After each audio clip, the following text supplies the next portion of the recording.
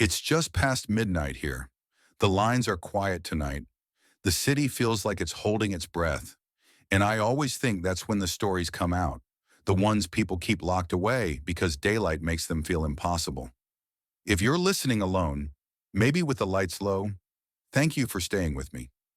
We've had someone waiting on the line for a while now.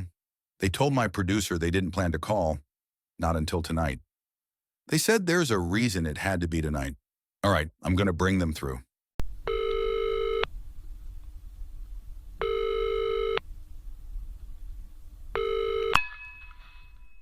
Hello? Can you hear me? Yeah, I've got you. You're live.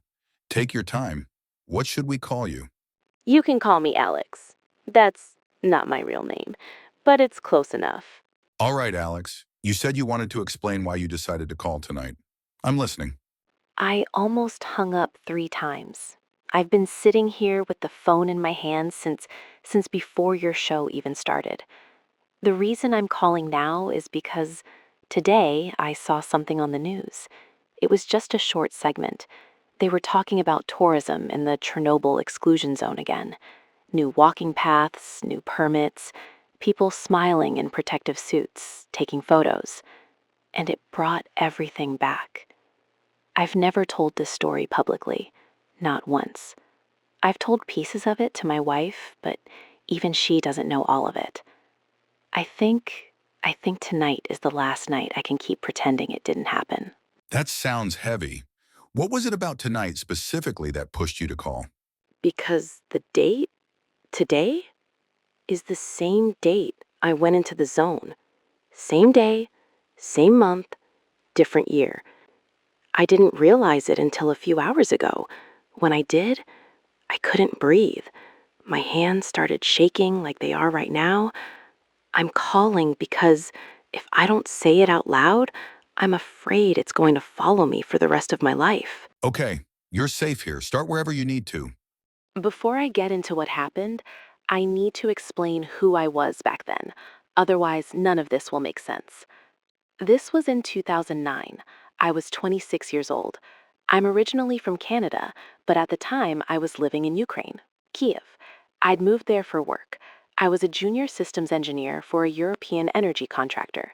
Nothing nuclear, ironically. Mostly infrastructure assessment, data mapping, boring stuff. My life was simple: small apartment, cheap furniture, long work days. I didn't drink much. I didn't believe in ghosts. I believed in spreadsheets, radiation limits, concrete decay curves. I believed the world, even broken parts of it, followed rules.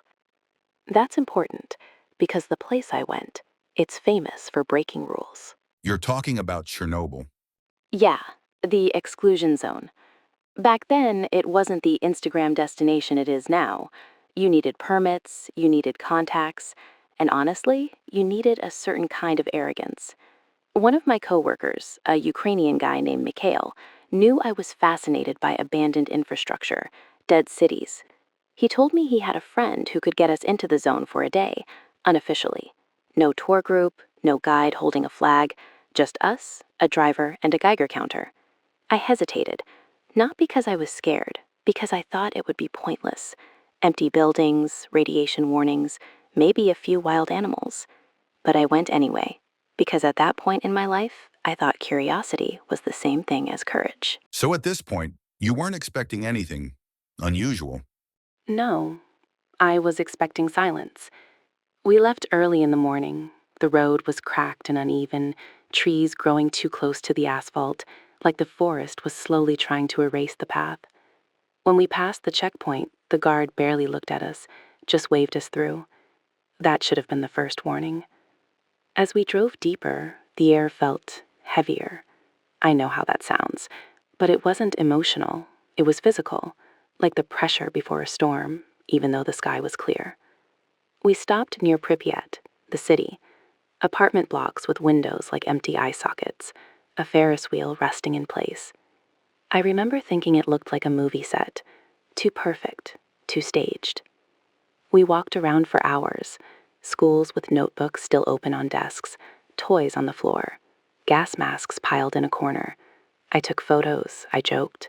I tried to act impressed.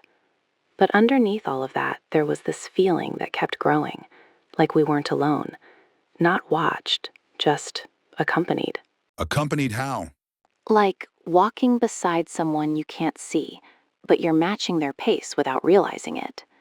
It started small, sounds that didn't line up with anything visible, footsteps on broken glass when no one else was moving, a cough echoing from an empty hallway. Mikhail brushed it off, said the buildings shift, wind carries noise, animals get inside. I believed him. I wanted to. Then we went somewhere we weren't supposed to. Where was that? An old residential building on the edge of the city, not on the usual routes.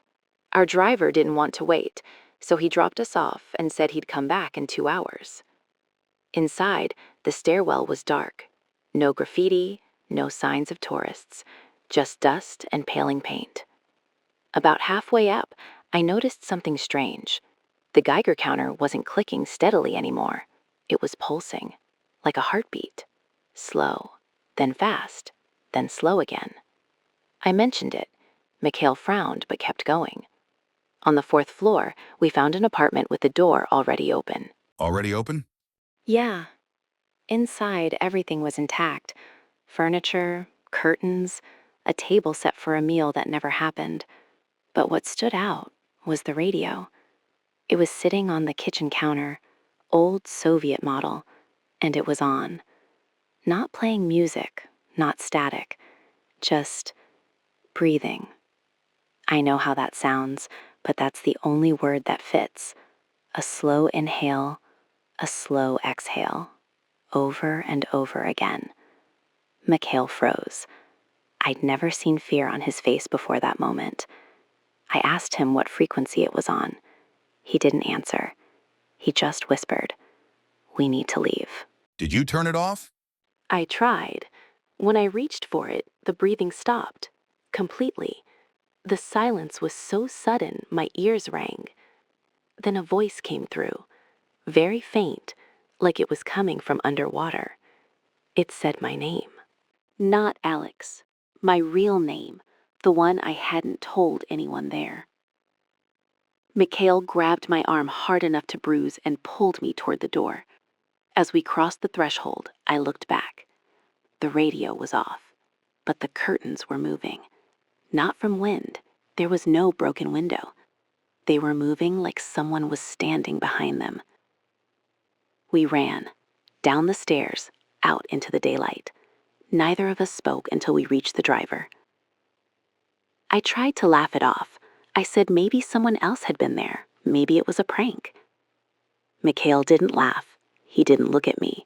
He just said, "The zone remembers people." That's unsettling. That night, back in Kyiv, I couldn't sleep.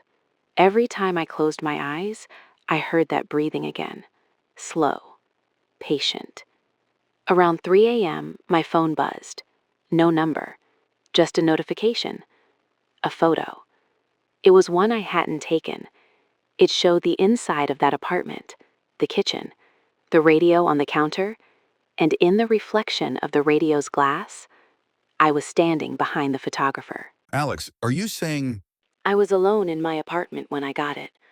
I deleted the photo, turned my phone off, sat in the dark until morning. The next day, I quit my job. Within a month, I left Ukraine. I told myself it was stress, overwork, imagination. But here's the thing. Since that day, every year, on this date, something happens. A radio turning on by itself, a voicemail with nothing but breathing, a photo taken from an angle that shouldn't exist. And tonight my daughter was playing with an old radio we keep in the garage. She turned to me and said, "Daddy, why is the man on the radio saying your name?" Aquine, I don't even know what to say. That's why I called. Because whatever followed me out of that place, it's tired of waiting. I don't think it belongs to the dead. I think it belongs to the place itself. Chernobyl didn't just trap radiation. It trapped moments, people, voices that never finished speaking. And sometimes they remember who listened. Alex, and thank you for trusting us with that. I can hear how hard this was to say. Thank you for letting me say it out loud. If anything happens after this, at least someone else will know I wasn't crazy. You're not alone. Take care of yourself and your family. I will. Goodbye. All right, for everyone listening, places like Chernobyl are often described as empty, abandoned, silent, but silence doesn't always mean absence. Sometimes it just means something is waiting for the right moment to speak.